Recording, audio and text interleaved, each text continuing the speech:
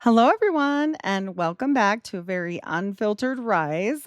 We are still unfiltered without any way to edit this or whatever. So we're just plugging along and we're going to continue that way. Since I have seen you all, I went and had a very wonderful birthday. Thank you for all the birthday wishes. You guys are amazing. We got away and went to the Stanley Hotel. If you missed that, it's going to be a great little chat later when it comes to spooky season. And I'll tell you guys, I definitely didn't stay in the haunted room. The haunted floors were scary enough. So, yeah, no, but we did stay there. We stayed next door. And it's right. It's still part of the Stanley, but it's not the main where it's quite as spooky. No, thank you for me. Yeah. Well, there was some interesting things that happened there, but moreover, awesome piece of history. Just amazing. So since I have seen you all, I am now 50. Yeah, that's weird. I also have a new little grandbaby, and so that's kind of exciting. 2 days before my birthday, so that was kind of cool. And all is well, and everyone's well there, so that's awesome. From what I hear, anyway, just because that's my one child that I am estranged from. So it's a little bit hard.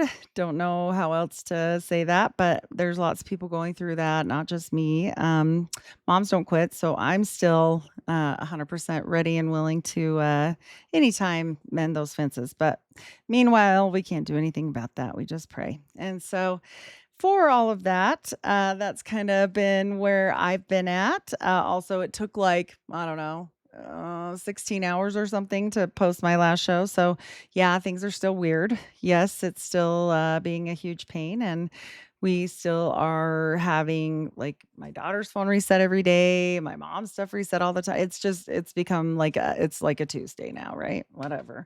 So yeah, it's not great. We passed that information along with the current investigation. I just don't know what else to do. They have found quite a few things, which is good, but as for me, I'm just done hyper focusing on it. I am going to try and fix other things the way I can. Hopefully, I'll be able to get editing eventually soon because one and done, it's dirty, it's quick, it's just not my favorite. And so, yeah, these are what they are, but eventually we'll get there. So I am going to start dropping separately the audio just because there were problems with that. So hopefully I'll be able to do all that. But anyways, so last time we talked a whole bunch about bloodlines, which is where we're going to stay.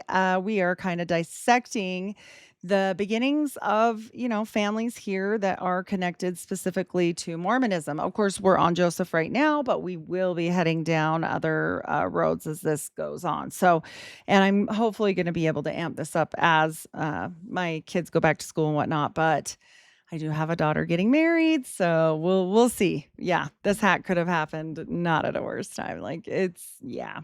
So anyway, we're excited for the fun things, but it's a lot. It's a lot of business. So we are trying to get everything together to make a beautiful day for my daughter. So anyways, back to what we were talking about the last we spoke, right? Like we're talking about all this stuff and where, the pilgrims fit in and how these bloodlines intersect. And I think it's really important because back to what I always say and back to what my grandpa used to say to me is blood is thicker than water, right? Like that's a consistent statement that everybody gets. And so when we start talking about, well, why would so and so do that for so and so? Well, it makes a lot more sense if you're related, right? So you're going to do things for people that are close to you and or family or like family, right? Before you do something for other people. So that's why I think this is so critical. And in this little piece of the puzzle, of course, I'm at the bookstore all the time. And I did find a very interesting new book. It's old, super old. And this is by, these quotes are both from the same book, God's Covenant Race by James H. Anderson. All right. And so the first one that I wanted to open up with, since I don't have pictures anymore, is some little quotes. So, in 1860, Chaplain F.R.A. Glover states his findings, and one of those, according to page 206, says, and I quote, "The royal house of Britain is sprung from King David through the female line." Now, those of you that have eyes to see and ears to hear, you kind of caught that. We're back to Templar situation here, but they also talk about the Royal House of Britain. And so when we're looking at all of this, we have to understand that there are, more than one theory about where people and places are, right? So, and I'm sure many people, were in the controversy of like things here, conspiracy world, whatever you want to call it. But there are more than one narrative, even though they would like us not to go down that rabbit hole. I am not making a way on one side or the other. I'm just saying that it is a fact that people have multiple ideas for this. So that's all I'm going to say about that. It plays into things 100%. The next quote is, "Who and what race the prophet Joseph Smith was, and those saints whose patriarchal blessings mark them as the lineage of Joseph or Ephraim. Nearly every soul of them is an Anglo-Saxon Celtic race." Page 62. So when we're talking about this, and I found it fascinating because he really zoomed in on like Celtic, and I'm like, going, okay, that's fun. We know that John Dee was 100% obsessed with that line. And we also know that later through Hugo Perego, there was a big study and they proved that Joseph came from the Nile of the Nine, which we've spoken about, this Celtic race. Well, clearly they knew. I mean, they acted like, "Oh my gosh, this is such a surprise because we didn't know anything," and blah, blah, blah. And that's what I don't like about the church. They have these different ways they present things, just like, Robert Smith, right? Robert of Boxfield. Maybe his name is George. Like, okay, which one is it? Like, no, it's all over. He was in court. So let's quit playing around and let's just let go the history of what it is. It's fine. People will be fine. Like, you have to start letting things through the door. We have to get to reality. And that's just how I feel about that. So, anyway, that's why I focus on these bloodlines, because obviously it makes a difference. I mean, if it didn't mean anything, then why would they keep all these books about it? Like, it doesn't make any sense. But for you or for me or well, back when I was in the church, they wanted me to focus on it. But, other people like, "Oh, you don't need to know. You're just one race. It's all great." Okay. Well, how come you don't believe that then? I don't know. So we're just going to keep plugging along. And, it seems to me like some of the people that have spoke about this, like Fritz Springmeier, and I already know that it's a big whole deal about and he went to prison and and so did John Todd, right? Like all of these people that chose to speak out somehow become bank robbers and whatever. I don't know. I'm not saying they didn't. I'm just saying it's weird. And I don't know. The way I've been treated with some things, I'm like, maybe that's, part of this. I don't know. I don't know. I don't care. But I do know this. It doesn't always make sense. All right. So we're going to go down this little trail, right? It's not the Oregon Trail, but it's like the Salem Trail, I would almost say. And the last episode that we covered, it was about Robert of Boxfield. And we spoke about, how important it was and his family lines and how they were impacted. And, he married somebody, obviously, and her name was Mary French, and they were married in 1656. I also thought it was super weird that this Mary, okay, she comes from a pretty good line. Like, she's a Plantagenet. We're gonna get into it. But I think it's funny that he being an indentured servant, and I mean, of course, he was done with that by this time, but he was like a self-made man. He, he didn't have anybody, his parents or anybody to vouch for him or whatever. And yet he was good enough for the situation we're going to get into. So I just thought it was strange. And it gets especially strange when we connect who is in the family, who is aligned with the family is even more important. And I just felt like it needed a little bit of attention. So here we are. We do know, like I said, that they got married, and we do know that her family came here in like different patches. Okay. So her family, Ensign Thomas French, is in fact the one that trained Robert Smith. And so he's a tailor. And I don't know about that joke, never trust a tailor, but like I've heard it multiple times now. And I don't know. He seems like he's fine. But I'm just saying in general, makes you wonder like what's going on over there, right? Why is that happening? I don't know.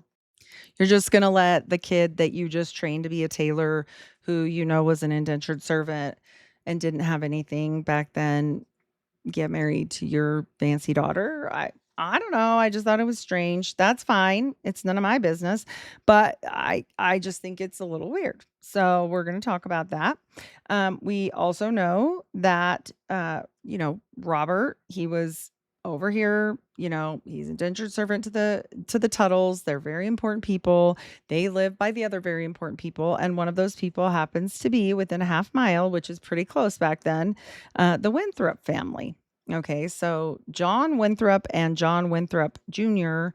are very important people. And when I say very important, I mean it's extreme. So we're going to get into their family line, even though they're not Mormon, but, or that I know of. I mean, it does intersect at one point, but for the most part, I would say they're not Mormon. Okay, we know that it, in fact, intersects. And so I just thought this was weird. All right. So when we look at this, he comes over first, this Ensign. I'm going to call him Ensign Jr. because we got John Ensign, Tom. It's like, no, not John. Thomas French the first, and he's an Ensign, and Ensign Thomas French Jr. So it gets hard because everybody has the same first names, and there's like 5 Marys that end up with all the same last name. So it gets really confusing. And I think they love that. I think that helps them. So I think that's put us where we are. Anyway, we're going to call him Ensign Jr. For the most part, unless I forget. He came here and almost immediately gets married to a Mary Scudamore. Okay. It's like right after he gets here. And it says they met at church in the First Church of Boston. And she is Plantagenet bloodline. She is a big deal. And the Scudamores are seriously like right back in Herefordshire. They are one of the most prominent houses, Plantagenet Beaufort dynasty, related to King Edward III, the Cecil family, the Howard family, William the Conqueror, King Edward I, and Philip V. So, I mean, I don't know. It's a lot. I think that's kind of a lot of people. And he's this orphan, like he's here with no one, and he trained under her dad, and he's just like, yeah, you seem great. So I don't know. Maybe he had a lot of daughters. Maybe he needed a dowry. I don't know what was going on there, but it seems a little strange to me. Maybe it's fine. I don't know. So, anyways, we know that they get hitched, and she's this very important lady. We also know that Ensign Junior, okay, Junior, and he's an ensign. That wasn't his name, but he becomes one. So that's why I'm calling him that, because it gets really confusing. It's shocking that he even stayed here. So when he came here, he came before his parents, and they come in like droves. Like we're going to talk about how they came and when they came. But when he came in the Winthrop like original fleet. Okay. Pretty important. There were 11 ships there that sailed to the New World. And I'm going to tell you guys an example because they didn't tell me the exact ship he came on. But of the 700 that came here, 200 died at sea. And they were talking about the poop deck and all this crazy stuff about the animals they brought. And I didn't even think about that. I was like, oh my gosh, that's crazy world. Like I can't even imagine the mess. So, and 100 went immediately home. They were like, this is not for me. I am out of here. I don't know what happened straight off the boat, but they were not about it. So yeah, they went home.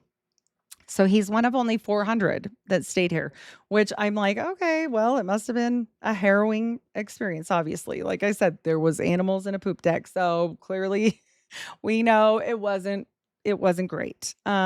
So we do know that, he was fiercely loyal to John Winthrop, okay, senior and junior.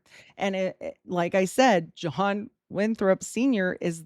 he's the guy, like he's the one bringing the ships. He's the one coming here. He's the one setting everything up. So, and then, it doesn't say why, Ensign Jr., AKA Thomas Ensign Thomas French Jr.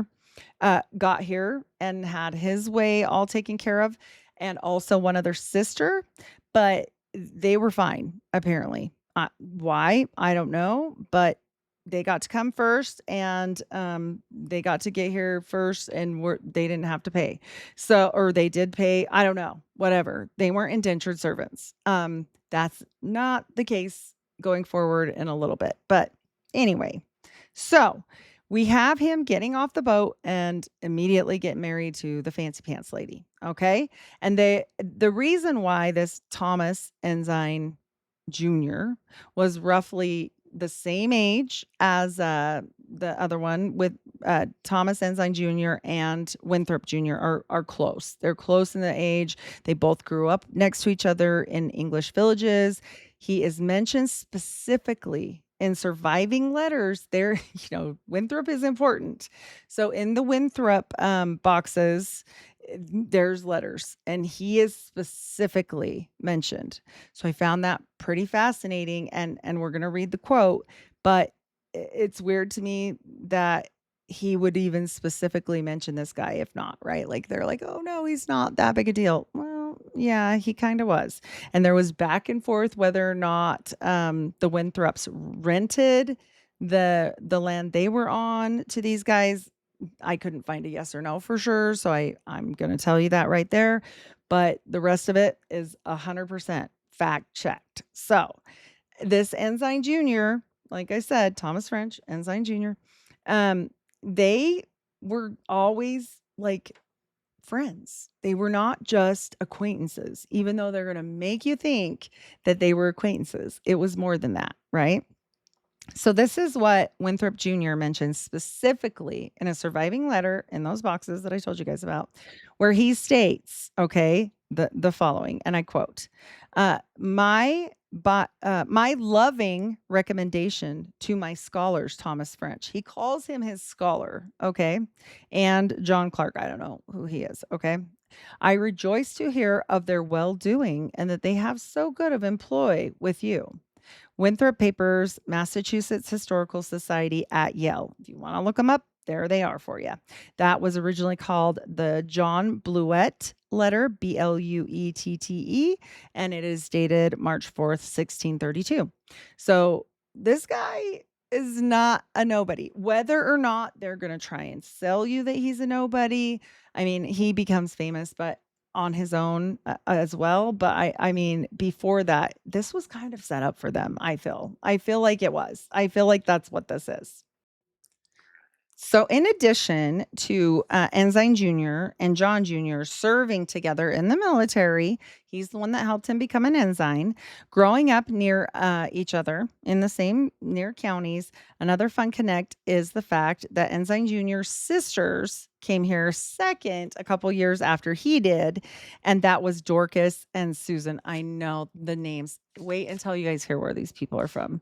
Dorcas of Assington. And I shit you not. Like I yeah, it was just that's a lot. I feel bad for her. I don't even know what to say about that other than I feel bad for her. They came here after, and like I said, they get here and they have to come as, these indentured servants. And so who's their master?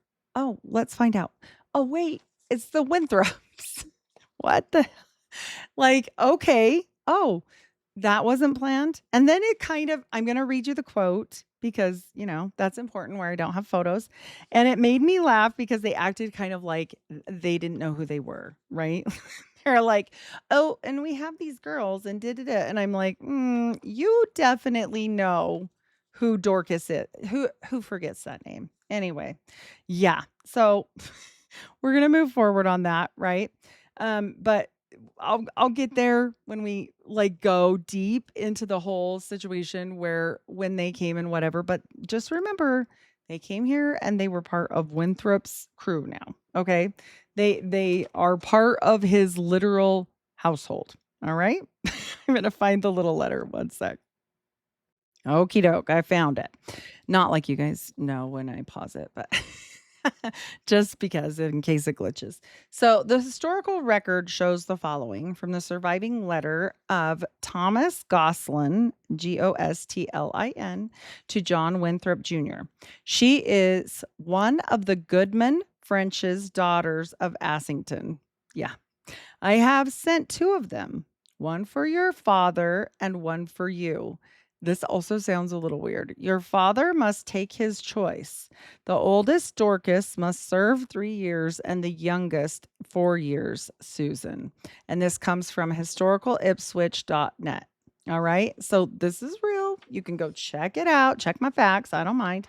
And plus, like, if I ever get anything wrong, like, I do my due diligence to try and, show this, but I am not a historian. I am a normal person that's just trying to delve through this and do my best. So I'm pretty certain of my facts, but just in case, right? You never know. You can be wrong. Um, but this has all been pretty well fact checked. And so they end up in the employ of the Winthrops, okay? And one and one. So John and that might not sound like a big deal right now, and maybe not. But unless you know who John Winthrop is. And so we're going to talk about John Winthrop here in just a second, and he's probably the most fascinating part of this whole thing. So anyways, remember now, we've got brother, friend, like they're buddies, sisters working underneath them, and parents are on their way. Don't you worry. They're going to be involved too. Okay. And this just, yeah, I don't even know. So whatever, we're just going to keep moving forward. But I just thought it was a little bit weird. So, okay. Who is this Winthrop, right? Like, what does he have to do with anything, and why is he even important? Okay. So, John Winthrop Jr., he was a scientist, and he had a belief, and I'm not dogging this one whatsoever, that alchemy had a crucial role to play in preparing the world for the return of Christ. This work led to ventures such as salt works in Salem, which continue, Sagas and New Haven. He had an alchemy lab. He had the longest, basically, like background of occult knowledge of anybody here in America. Basically, they call him like the occult American guy. Like he's like the occult Hermes here. And so he has an alchemy lab. Like I said, he's got this huge occult library, which we're going to talk about where he got his books from. And it's chemical stuff for real. Like he's making medical things, and that's good. I'm not dogging on this guy. I'm just saying, like, it's a lot. And then he's got, the alchemical books, and he's making something that he manufactured on his own. And this comes from, let's see, ency.com. And this is called Rubila, Rubila. Okay. He manufactured this red powder, and it's called that because it's of the red color. All right. And it's got this antimony, niter, saltpeter, which is what that is, and then a small amount of tin. Okay. Wait until you hear how this cures up people. This is rough. Not his fault. I mean, it helped people for real, but so he gives this to people, and it's kind of like a cure-all of everything, okay? And it helps fight severe viruses and illnesses and issues and whatever. And so this originated from Paracelsian medicine, and he has literally in those boxes of the letters surviving, and they're at Yale. This was originated, all through the years of people writing letters to him and thanking him because he fixed them. But wait till you hear what this makes you do. So I feel bad for anybody that needed it, but I mean, if it cured you, it cured you. So this induced heavy vomiting and diarrhea to help fight the issues and illnesses. Okay, so it sounds terrible to me, but like I said, it literally did help people. And I looked up why, because I'm like, oh, I don't know. As a nurse, this sounds like the opposite of everything you would want to happen when you're sick already. But apparently saltpeter had some, and for those that don't know what saltpeter is, it's actually funny because they end up giving it to people in the military, but it's also important for gunpowder. But it's like the stuff that they give people to not make them horny. I mean, that's what it is. That's part of it. Like I said, there's other uses for it, but cracked me up. And so, because it's gonna come back around eventually. So this saltpeter does have, this, I guess, effect where it draws out the water. Okay. And it really did help people because the diureticness of this helps like the bacteria go to stasis because it's being starved from the dehydration plus the vomiting and the diarrhea, and just it breaks fevers because it helps get the water off, and so you don't have anything else, so it just, I guess, it dries you out basically. It sounds awful to me, but like I said, lots of letters that it worked, so not dogging him. And he's really important anyway, like as a Rosicrucian and everything. I have nothing negative to say about him. I don't want to go there because I really don't know. And from what I've seen, I mean, he seems like he really tried to help people. So, like I said, I'm not initiated, so I wouldn't know about anything bad per se. I'm gonna know what's like out there for regular books and whatnot. I mean, he did do a lot of good things. Does that mean he didn't do bad things? No, no. We all know how that works, right? So anyway, it does say that he preferred women for training areas, especially because largely they ran the healthcare. I mean, think about it. Who's going in and when you're having a baby, you're not sending the guy most of the time. Like, come on now. This is back when, you had a midwife and stuff. So I did that once. Oh, it was not fun. Yeah, that's a whole. I had my second child at home in the living room, and that was a situation, let me tell you. Now, for those of you that felt empowered from it, for those of you that feel amazing with it, that's awesome. I had PTSD for like 5 years. I was like, no, no, that was terrible. And then when my son came, it was all planned out and I wanted the epidural and it didn't come because the guy was in a C-section. It was bad. Yeah, more PTSD. Okay, but the kids are worth it. It's fine. I was fine. I didn't die or anything. And your bodies can do hard things. So that's great. But yeah, it was rough. Anyways, so he preferred women for that reason. He literally, I think this part's cool. He trained his wife, Elizabeth, as well as another person named Anne French. Right. Of course he did. And she is literally a midwife. Okay. And she also marries somebody pretty interesting as well. So Anne married Thomas Hardy, who was an indentured servant to the Winthrops. I mean, I don't know how many of these they had, but like, sounds like a lot. Okay. And this Anne, just in case anybody wants to fact check me, that's totally fine. If you want to go to the Essex County records, she is registered and had but like not registered, but I guess written down that she helped women in midwife type situation back then. Okay. And so great. And this Thomas Hardy is going to become important too in a minute when they're doing other things. So, I mean, as far as I can see, this guy, John Winthrop Jr., he took it very serious when we talk about like how John Dee never slept and he was reading all the time and he only slept 4 hours a day and he was always doing stuff. This guy too, like for real, for real. And as far as I can see, it wasn't terrible. Like if you come at me with it, I don't know, but he seems like he was trying to help people. Okay, that's what I'm going to put out there. I don't know, but he does seem that way to me. Okay. And so he, like I said, he likes the women and to help him because they're the ones in there, not in a weird way. They're the ones in there helping out people, the lay midwives and the folk healers and different things. Right. Who do we know that was a folk healer later? Oh, right. Joseph Smith's mom. Like, come on. I'm pretty sure that has something to do with something later. Anyways, so yeah, we get through this French line and even after the French line, like, okay, we get to the point where like all the Frenches are all hooked in, right? Everybody is basically accounted for and they're all backing the Winthrops always. And that's totally fine. Like I said, they were extremely loyal to them. They served in the wars together. Like I get it. Like bro code, all the things. I got you. But, it's a little weird that we keep getting more and more and more people like in that whole situation.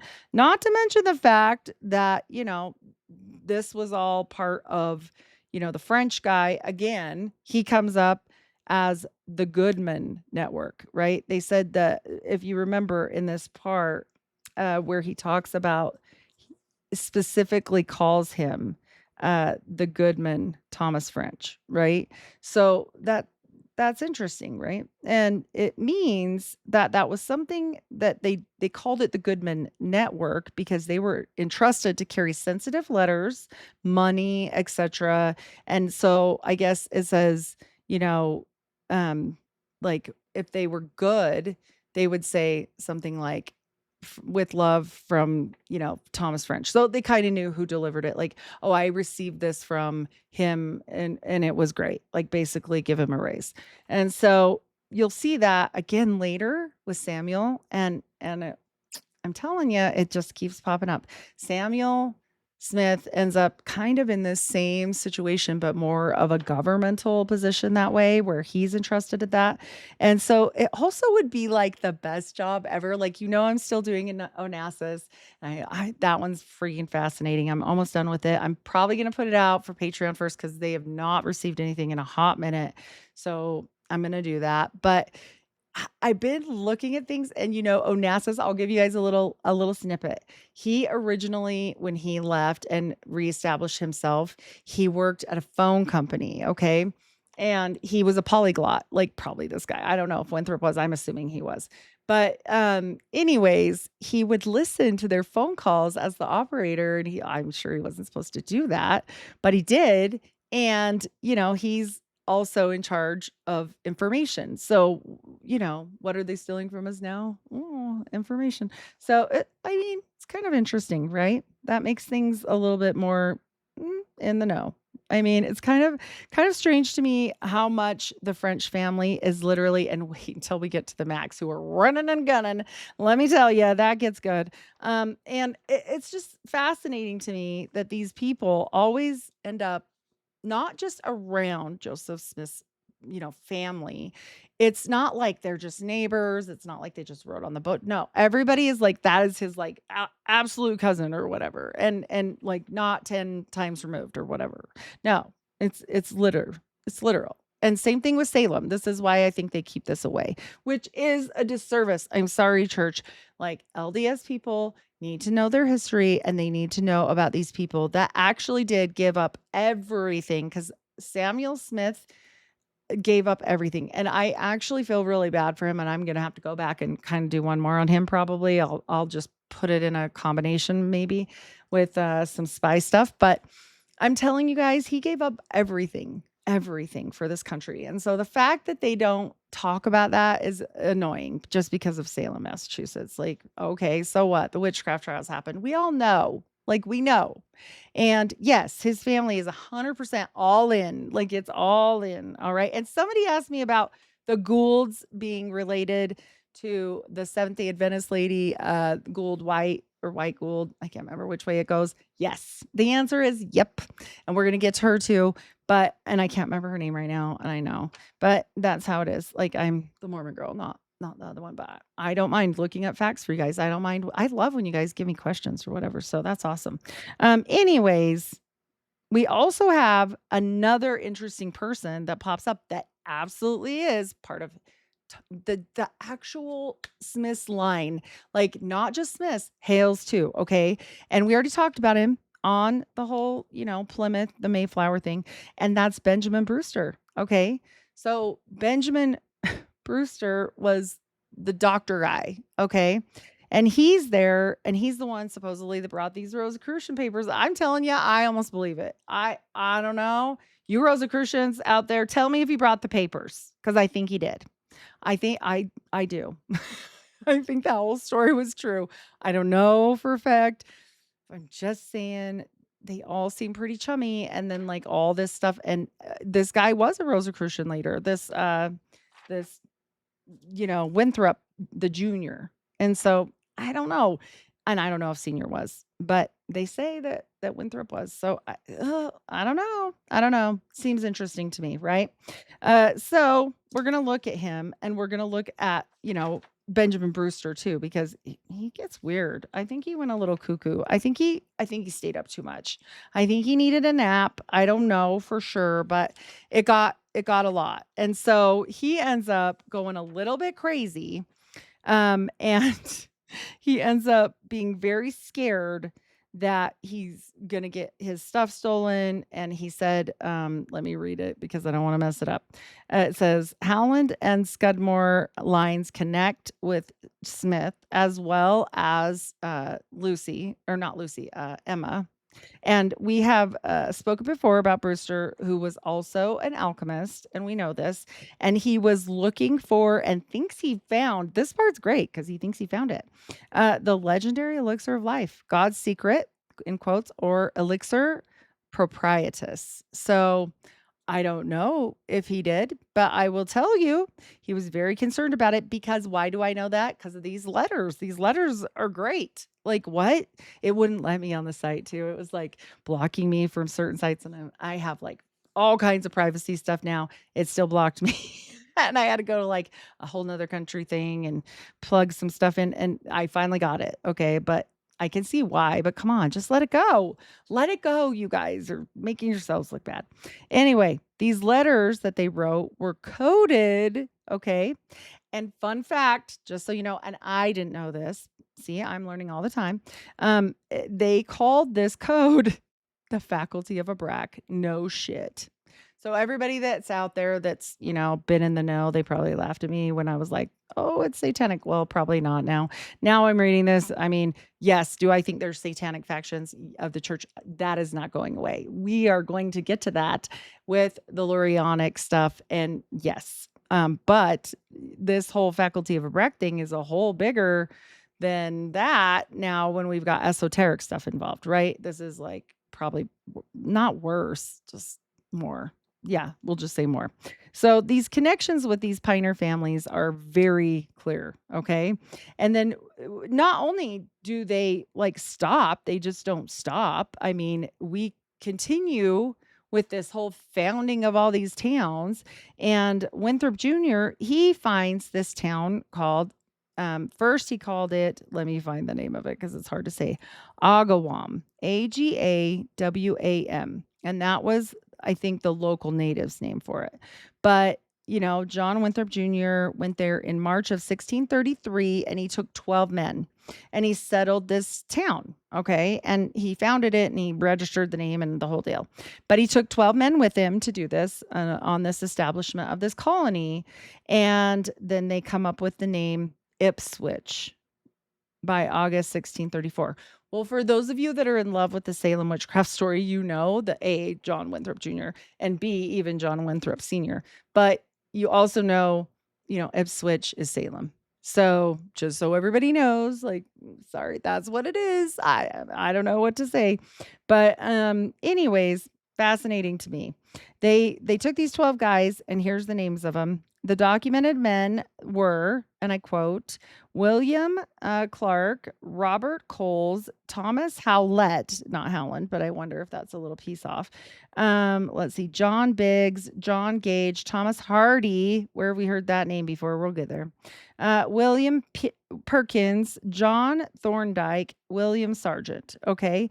And then so that was in August 1634 when they all go. Thomas Hardy is the one married to Anne French, who was the indentured servant of John Winthrop, and he was done with it, so he wasn't required to be there, John Winthrop the Jr. And his wife comes and they live in Ipswich, and she is literally written down as this midwife. Okay. So where did she learn it? It's too good. Anyways, so by 1635, remember they went there in August. 1634 is when the actual name of the city was made. And by 1635, oh boy, his friend came and come and settled there as well. So in 1635, Ensign Jr. arrived. And then in 1637, Ensign Sr. arrives. Okay. And Jr. there, he becomes the leader of the town militia. And then he also becomes like hugely important. That's when he becomes the ensign and everything. All right. So he just becomes like seriously an important person of this whole situation. So I mean, kind of interesting that, he gets dragged along wherever.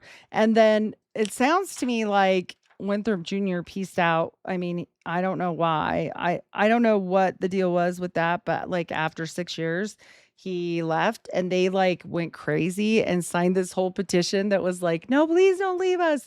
You promised you wouldn't. And I mean, he did promise them that, but like it was 6 years. Like I don't know. I probably would have gone too. That seems like excessive, especially if you didn't want to be there. But the rest of the people had literally made their life there, so then they were there and probably not going to be able to leave. But so he becomes like Junior becomes the whole. Oh, I better say which one. Ensign Junior becomes the big deal around town after that. So from now, Winthrop Junior. I do know this. Look, he's a big when I say a big deal, I mean, he's not Mormon, so I didn't do the whole thing about him, but like, he's huge.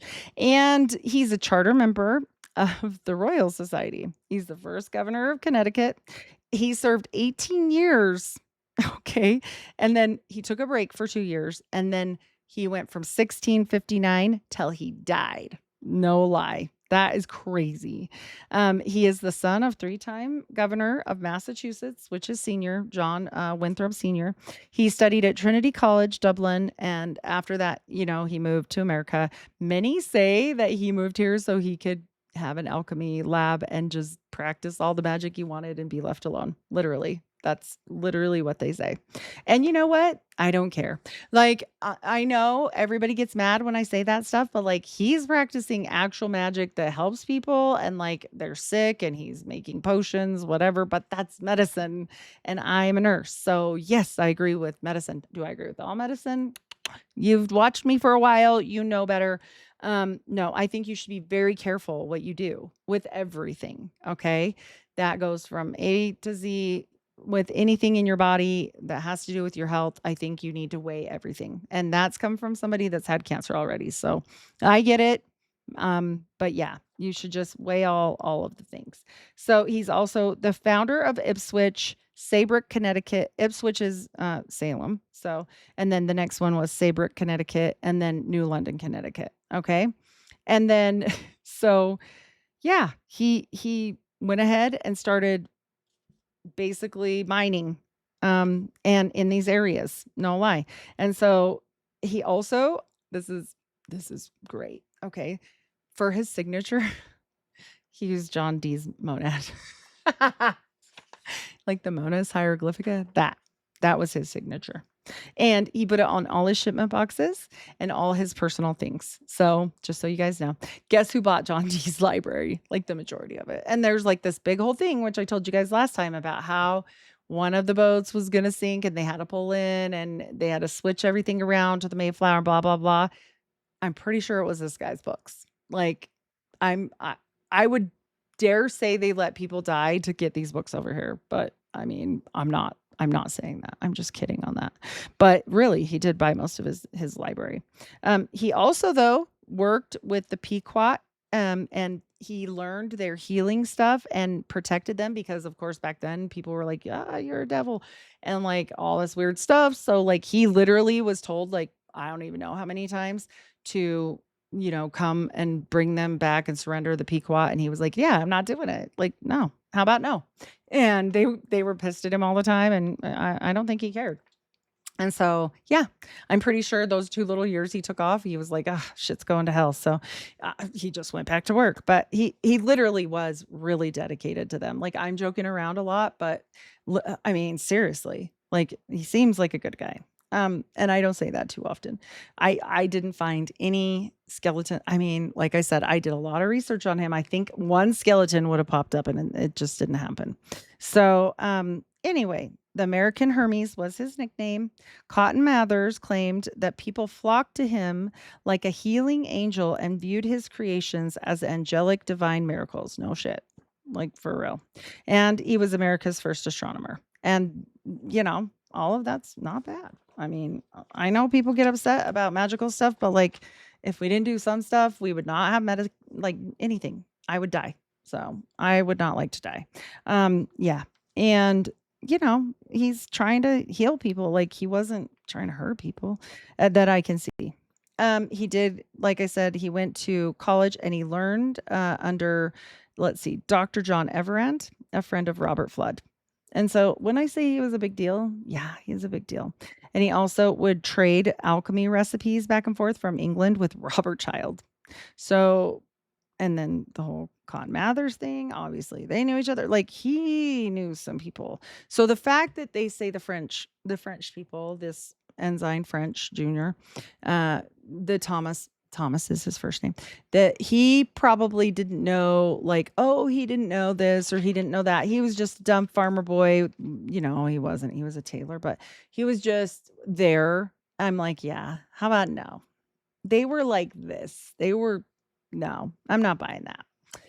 Like I said, Hartley Circle and a visible college as well. Yep, he's all the things all the time. So whatever happened there, it's a lot. It's a lot, but I don't think that homeboy was just along for the ride. I don't. I don't think that one. So not even a little bit. I do think these little quotes are pretty funny. So, 2 years before the Salem witch trials, Cotton Mathers was so concerned about the settlers who used occult uh, teachings basically for illnesses and quarrels and all kinds of stuff, right? He said that he was so worried about it because the Christians themselves were defending things with occult sciences such as amulets and readers and everything. He was literally worried about this 2 years before the Salem trials. And John Butler quoted, American colonists were into religion, but many resorted to occult and magic practices. This was unacceptable to most Christian clergymen and lawmakers. So it's like they're everywhere. Like it's all over the place. Like Lucy wasn't alone. I'm not saying she ever was, but I mean, it's not just Lucy either, but that family in general was not alone. Okay. And just because everybody jumps at the same thing doesn't make it right either. So I'm not saying the alchemy was wrong or whatever for that particular man if he wasn't nefarious, right? It depends. I mean, if it wasn't nefarious, great. If he's like a doctor, he seemed like kind of a doctor. But like I said, I don't know the whole story yet. So, as for Ben Thompson, this is a little thing that somebody wrote, this Ben Thompson for Winthrop, okay, Jr. And this, I want to give credit where credit is due, newtopianmagazine.wordpress, okay? So, this is literally what he had to say about it. You'll see why I wrote this down. Okay. Projections various by fire he made when nature had her common sense treasure land. Some thought the tincture philosophic lay hatched by the mineral sun in Winthrop's way. And dear it shines to me he had a stone. Okay.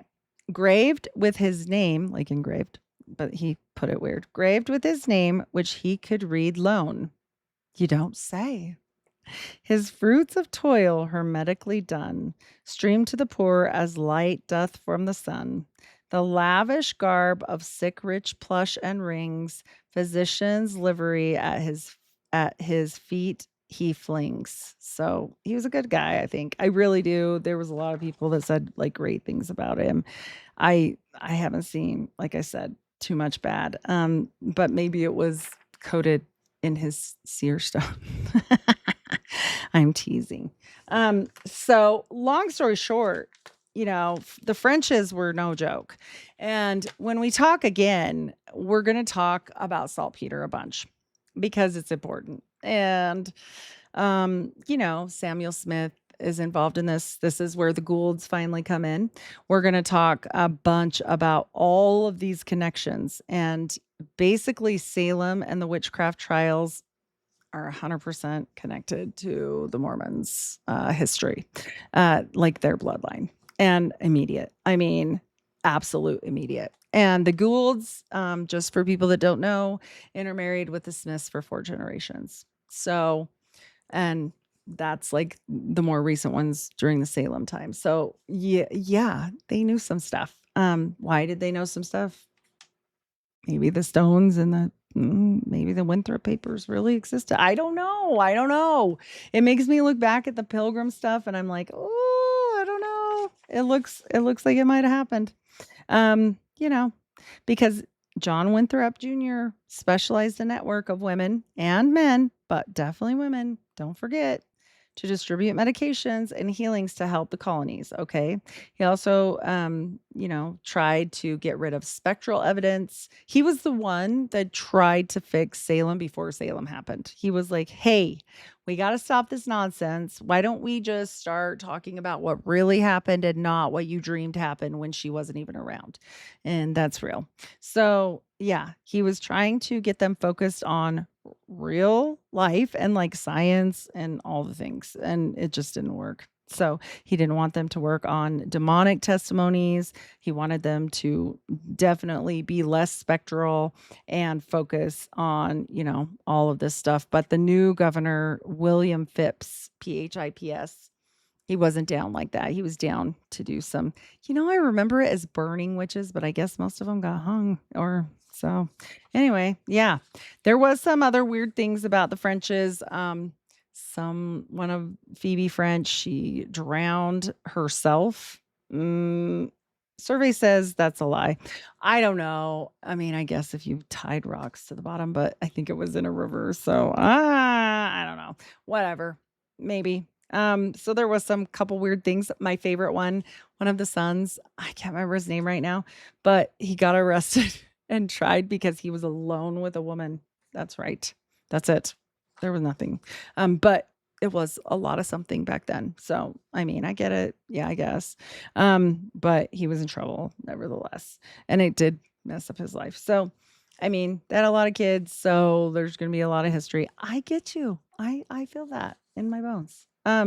Hopefully I covered this fairly well. Like I said, not on Winthrop. This is like a scrape in the bucket, not a wood scrape.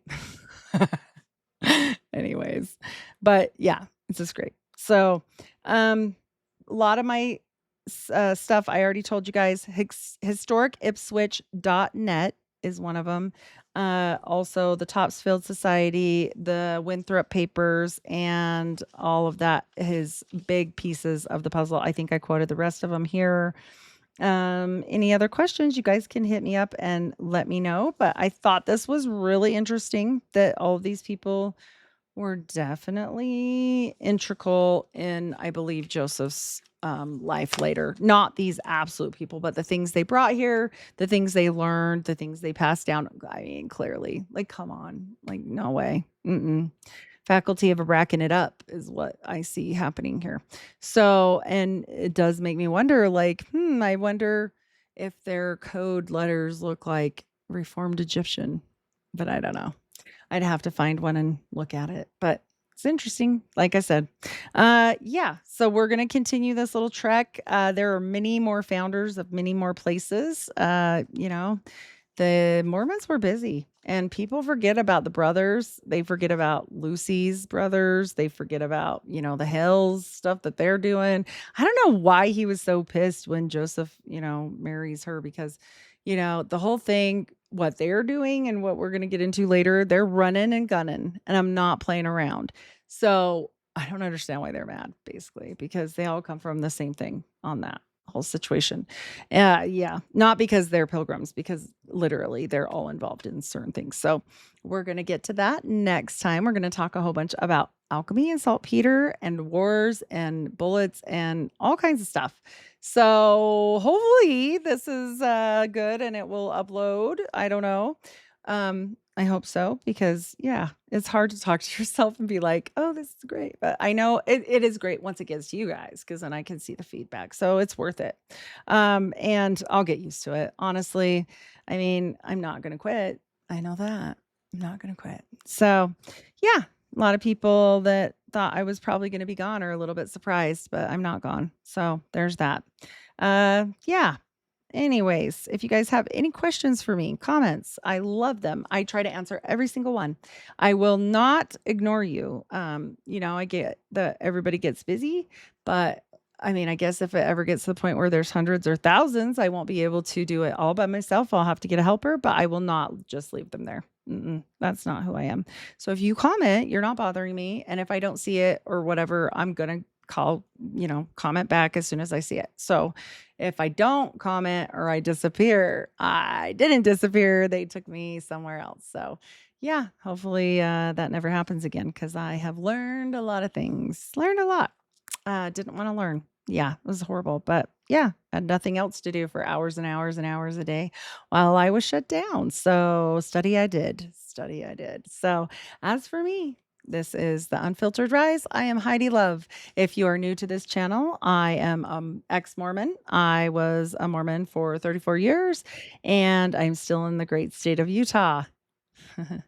No, my kids are here, my grandkids are here, my parents are here. I can't really go too far. So, yeah, welcome. I hope you like the channel. It is actually fact-based. Yes, it is conspiratorial because life is conspiratorial. That is just the way it is. So, as for me, find me at, I believe my website is still up, unfilteredrisepodcast.com. Find me on Patreon. And for a very low fee per month, it is $5 a month, but I know that Apple and that adds stuff on it. So that sucks. Also, I wanted to tell you guys, Spotify is doing something where if you are not like a member or whatever, I got some notice that they're going to not let people watch at all if you don't follow the person, which is not me. That's Spotify. I don't think you should have to do anything like that, but you can always watch other places. So I'm on all the pod chasers. I should be. If I'm not, let me know. Yeah. So we will hopefully be doing this. My kids are going back to school more than once a week, I hope. At least, especially for Patreon. So I want to try and get that all sorted out. As for me, I thank you so very much for listening. Hopefully this has been a little bit better. I'm in pretty good spirits, so we're not going to let this get us down. That's just not what we do. We don't. We rise. We rise. Unfiltered is your warning. Rise is what we're trying to do. So you guys stay with me and I'll hopefully deliver. Let me know in the comments what you want to hear. Thanks so much. Bye.